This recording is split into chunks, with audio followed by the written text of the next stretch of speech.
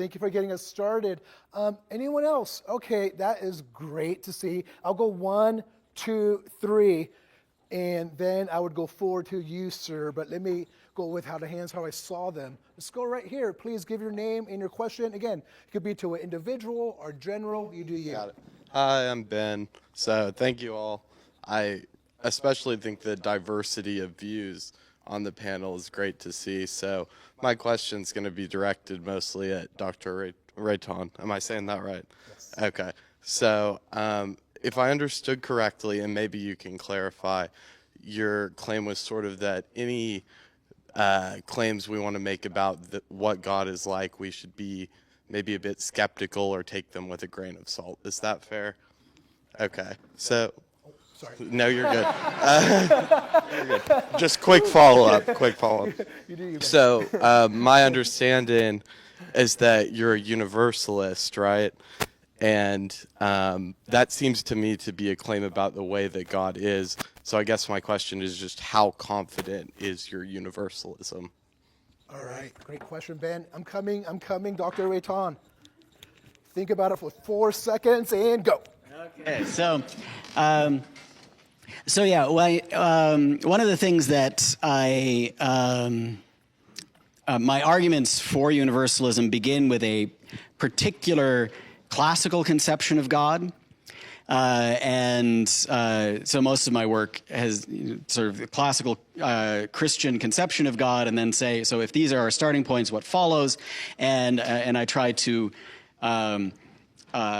show that that universalism is the most defensible view given this framework. So I say, so here is a picture of what God is like that has been endorsed within the Christian tradition. Here are some sort of central premises based on this picture of what God is like that is quite orthodox.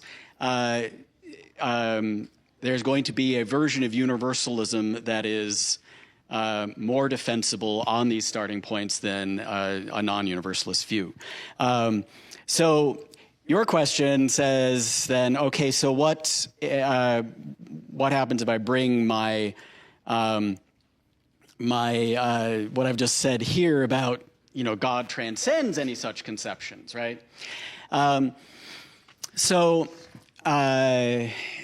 So here, let me return to, I talked about God as that fulfills the ethico-religious hope, right? So if I say God exists on that view, I'm not saying necessarily that the particular picture of God that I'm talking about when I'm making my universalist arguments based on what I take to be the implications of that picture. I'm not saying that particular picture of God is necessarily accurate. I do think that if that picture of God, if something satisfying that picture of God proved to be real, then the ethico-religious hope would be fulfilled, right? I cannot think of a picture of God that would satisfy my ethico-religious hope where universalism is false. So that would be so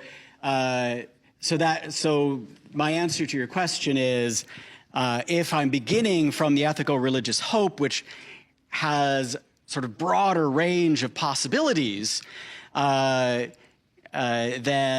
the classical Orthodox Christian picture of God, I would still be a universalist, because anything that implied non-universalism, any picture that implied non-universalism would not satisfy my religious hope, and so wouldn't be God. So I don't know if that answers your question or not, but that's how I would approach it. Yeah. Awesome. Thank you, Eric, and thank you, Ben. Yeah, I see. Yeah, please. I see you.